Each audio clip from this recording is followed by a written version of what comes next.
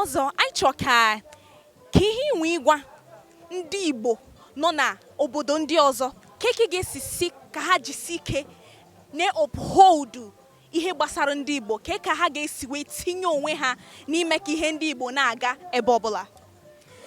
Anyị bụ ndị Igbo fụrụ onwe anyị n'anya, anyị hụrụ onwe anyị n'anya ọhụma ọhụma. Ebe ọ bụla Igbo ọbụla nọkwa ya jisi ike ka ndị Igbo anyị anaghị akwụ n'azụ. Onye ọbụla na-achụta ego mma du ndọcha na-akpọ self sufficient. Ana m achị ndị Igbo ebe ọbụla ị nọkwa mee ka Igbo onye Igbo anyị dakwụ n'azụ. Omenala Igbo ebe ọbụla ya nọ ga na-aga n'iru. Ebe ọbụla Igbo nọ bịa bịa oge yeghe ọjị gosi na onye Igbo ka ọ bụ. So ana m agwa ndị Igbo ebe ọbụla nọkwa sọ n'ọbịa ndị asụsụ ọgụ n'obodo oyibo ekwenekwa ụmụazị gị na-asụ oyibo. Ịmụkwa ụmụazị ha sụgbu Igbo ha nakwala asụ Igbo ọ na-aga n'ihu na ọbịa ebe ka ha na-asụ sụpụrụ oyibo mgbe ọbụla. Zụọ ụmụazị gị ha asụ ndị be unu bụ ha ga na-asụ. Daddy nwanyị aha gị? Afa m bụ Ọzọ Jeff Chinedu Odunze, Ọzọ nwa ji ugu ya 1 na-achị, Ọzọ riri ogiji na-achị. Otu a enwekwa ife ọzọ chọrọ ịgwa anyị maka onye Igbo? Ihe m bụ na ihe gbasatara Igbo, ana m akwadosi Igbo ike, ndị ana m asị na omenala Igbo ama nna, so eso m wee na-eme ya na-emesi ya ike. Thank you. Daalụ. Anyị chekwara ịma iri ji festival, New Yam Festival, ọ na-adị ka a ga-asị na the average Igbo person amahụ maka ebe o si. Ịghọta, ọ dị nnọọ ka tata ihe anyị nwegasịrị ebe a bụ ndị toro eto bụ ịbịakasịrị ebe a n'ụwa. Ọ na-adịzi ka a ga-asị na kedu ebe ndị ntakịrị nọzi, kedu ebe ndị youth, ke ndị teenagers, ka ebe fa nọ.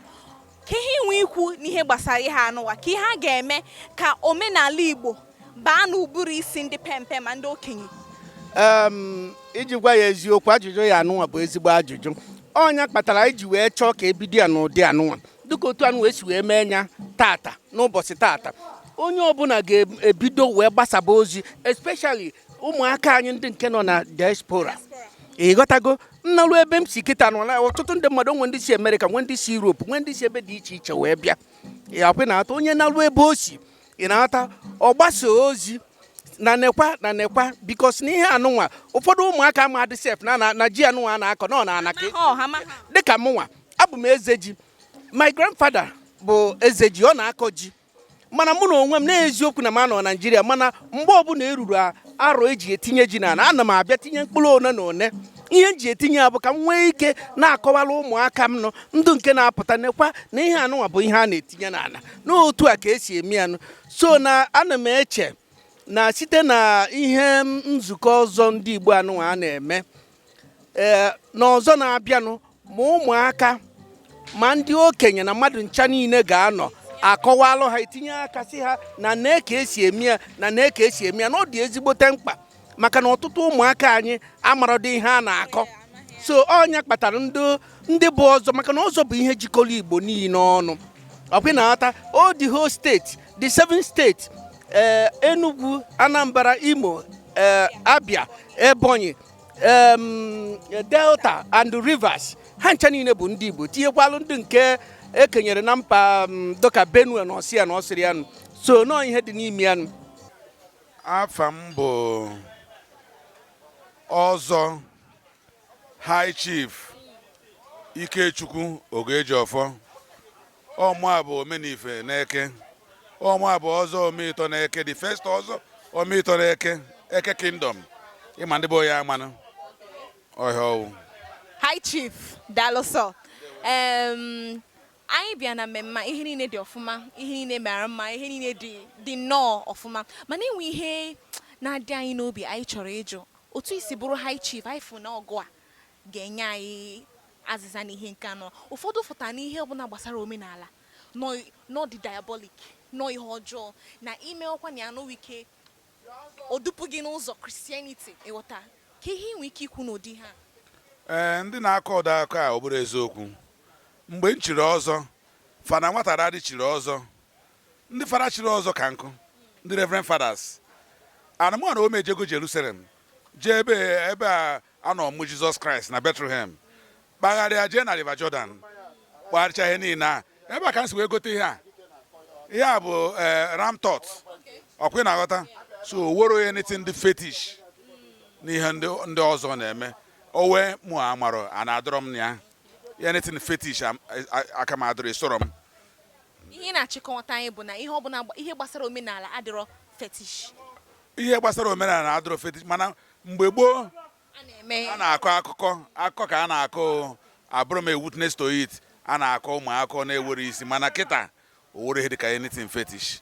All those fetish thing doesn't work again.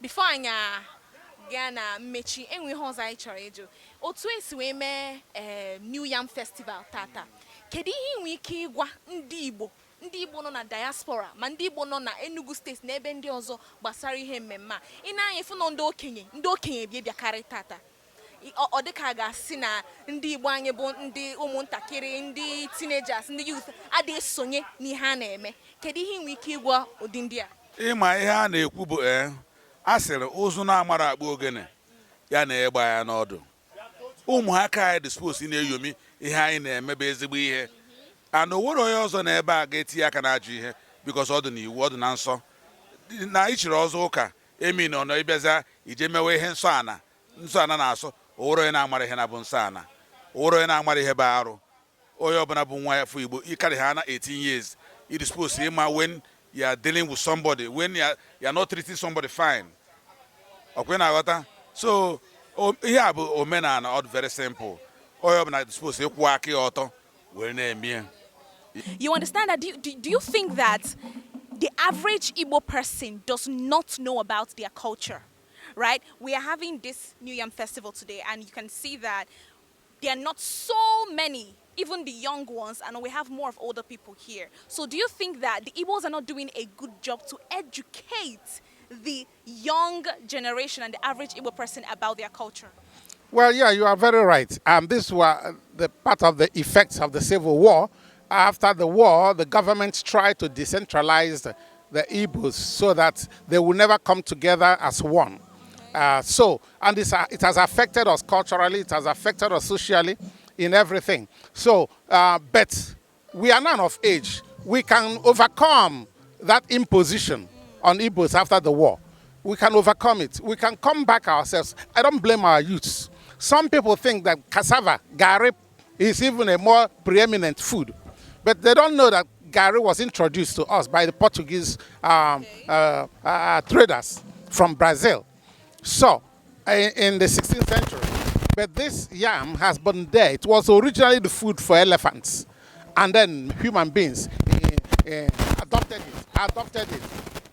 All back in the 5,000 BC.